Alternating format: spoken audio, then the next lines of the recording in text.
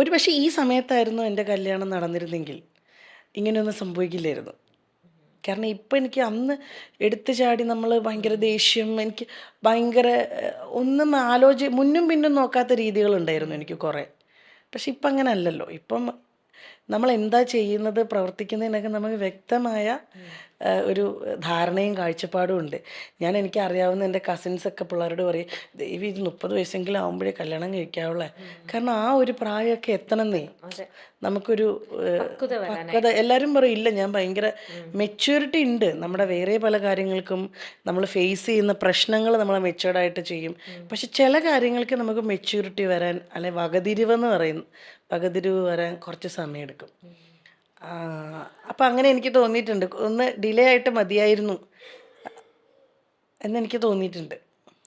പക്ഷെ ഇപ്പം ഹാപ്പിയാണ്, പുള്ളി ഹാപ്പിയാ, ഞാനും ഹാപ്പിയാ. ഇതെല്ലാം നമ്മൾ അവസാനം നമ്മുടെ തലവര, നമ്മുടെ ഡെസ്റ്റിനി ആയിരുന്നു ഇതെല്ലാം, അതെ അല്ലേ? അതെ അതെ നമ്മൾ ഇതൊക്കെ ഗോ ത്രൂ ചെയ്യണം, നമ്മൾ ആരും ആഗ്രഹിച്ചിട്ടല്ല, പക്ഷേ നമ്മുടെ ലൈഫിൽ ഇതൊക്കെ നമ്മൾ ഗോ ത്രൂ ചെയ്യണം എന്നുള്ളത് നമ്മുടെ ഓരോരുത്തരുടെയും ഉള്ള ഇതാണ്. പക്ഷേ നമുക്ക് എപ്പോഴും നമ്മുടെ ലൈഫിലൊരു പ്രശ്നങ്ങളൊക്കെ വരുമ്പോഴേ സ്വാഭാവികമായിട്ടും നമ്മൾ ആരാണെങ്കിലും, കല്യാണം കഴിഞ്ഞിട്ടുള്ളവരാണെങ്കിൽ നമ്മൾ നമ്മുടെ ഭർത്താവിൻ്റെ അടുത്തായിരിക്കും പറയുക, അല്ലെങ്കിൽ അച്ഛനും അമ്മ, അല്ലെങ്കിൽ നമ്മുടെ നല്ലൊരു ക്ലോസ് ഫ്രണ്ട് ഉണ്ടെങ്കിൽ, ബെസ്റ്റ് ഫ്രണ്ട് ഉണ്ടെങ്കിൽ അങ്ങനെ. വീണയെ സംബന്ധിച്ച് അപ്പോൾ ഇപ്പം എന്തെങ്കിലും ഒരു ബുദ്ധിമുട്ടുകളോ എന്തെങ്കിലും ഒരു പ്രശ്നമോ വീണയ്ക്ക് ഹാൻഡിൽ ചെയ്യാൻ പറ്റാത്ത പല സിറ്റുവേഷൻസ് വന്നു കഴിഞ്ഞാൽ അപ്പോൾ വീണ ഇപ്പോൾ ആരുടെ അടുത്ത് ആദ്യം പോയി പറയുക?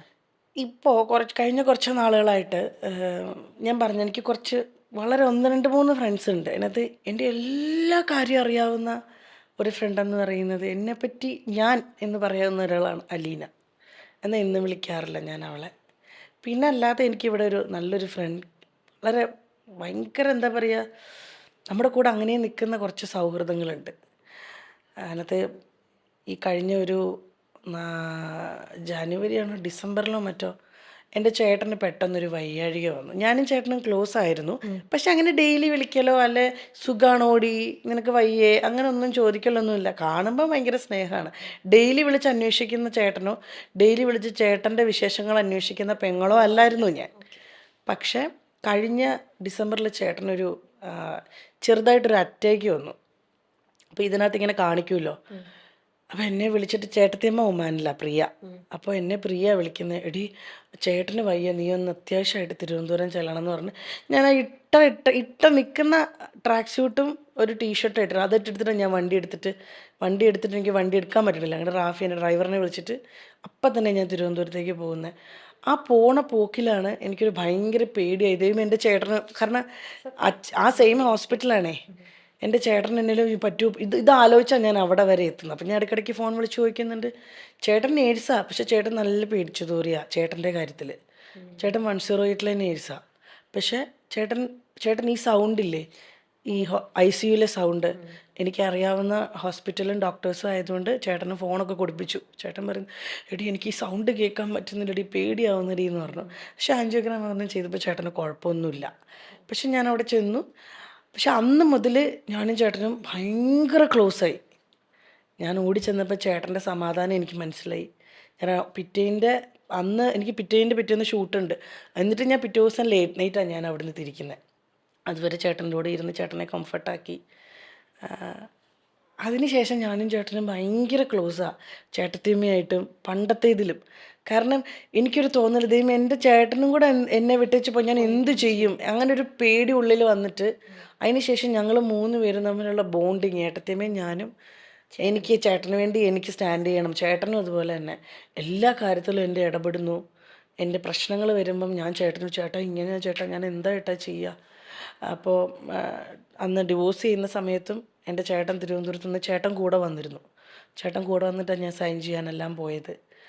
അപ്പോൾ ഇപ്പോൾ ചേട്ടൻ എനിക്കിപ്പോൾ ഭയങ്കര ഒരു, എൻ്റെ എന്താ പറയുന്നത്, ഇത്രയും കുറേ ചെറുതിലെ എനിക്ക് നഷ്ടപ്പെട്ടു പോയിരുന്ന ഒരു ബോണ്ടിങ് ഉണ്ടായിരുന്നു. ചെറുതിലെന്ന് വെച്ചാൽ ഒരു ചേട്ടൻ്റെ കല്യാണമൊക്കെ കഴിഞ്ഞ് ചേട്ടൻ ബിസിയായി, ഫാമിലി 2 മക്കളുണ്ട്, അവരവരുടെ ലൈഫ്. അതിൽ നിന്ന് മാറി ഞാനും ചേട്ടനും പ്രിയയൊക്കെ തമ്മിൽ ഇപ്പോൾ ഒരു ഭയങ്കര ബോണ്ടുണ്ട്.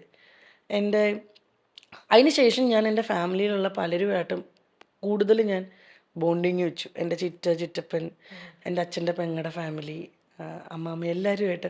കാരണം എനിക്ക് ആരെയും നഷ്ടപ്പെടരുത്, ഉള്ള സമയം എനിക്ക് എല്ലാവരുടെയും കൂടെ വേണം, അങ്ങനത്തെ ഒരു തോന്നൽ ആ ഒരു ഇതിന് ശേഷം എനിക്ക് വന്നത്, ചേട്ടൻ്റെ ഒരു പെട്ടെന്നുള്ള വയ്യാഴികയ്ക്ക് ശേഷം എനിക്കെല്ലാം എല്ലാവരോടും ഇപ്പോൾ പറയാൻ പറ്റുന്നുണ്ട്. ചിറ്റയോടും ചിറ്റപ്പനോടും എൻ്റെ ചേട്ടനോടും ചേട്ടത്തിയമ്മയോടും ഒക്കെ എനിക്ക് പണ്ട് എനിക്ക് ഓപ്പൺ ആവാൻ പറ്റുന്നില്ലായിരുന്നു, പേടിച്ചിട്ട്.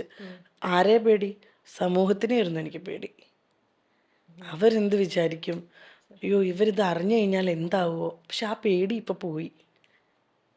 എൻ്റെ വീട്ടുകാർക്ക് പ്രശ്നമില്ലെങ്കിൽ പിന്നെ ഞാൻ ഒരാളെയും പേടിക്കേണ്ട കാര്യമില്ല.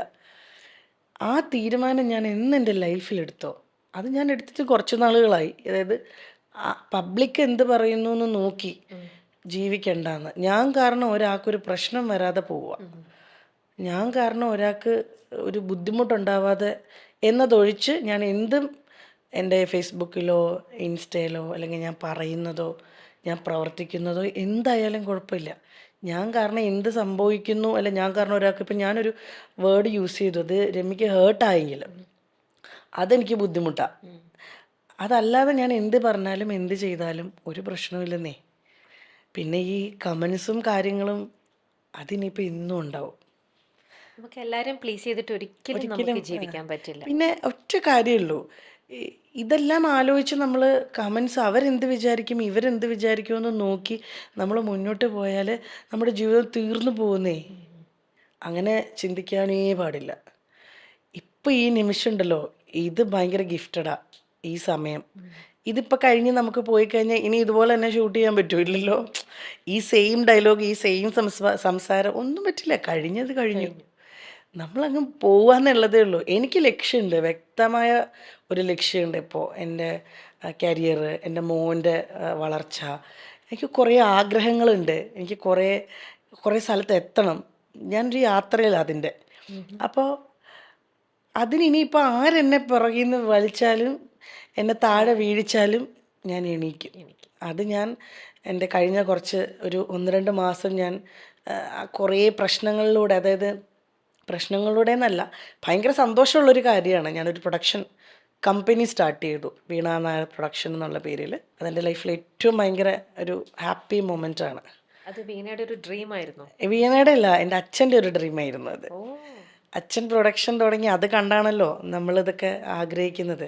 നമ്മൾ അതായിരുന്നു സംസാരിച്ചുകൊണ്ടിരുന്നത്. അപ്പോൾ അതിലേക്ക് ഞാൻ വന്നിട്ട് ഞാനിത് പറയാം. അപ്പോൾ അച്ഛൻ വഴിയാണ് ഞാൻ ഇൻഡസ്ട്രിയിൽ ആദ്യമായിട്ട് വരുന്നത്. അച്ഛൻ പാരയ്ക്ക് പകരം മറുപാര എന്ന് പറഞ്ഞൊരു കോമഡി സീരിയൽ, ഞാനിങ്ങനെ വെറുതെ നിൽക്കുന്നതേ ഉള്ളൂ, അഭിനയിക്കുന്നൊന്നുമില്ല.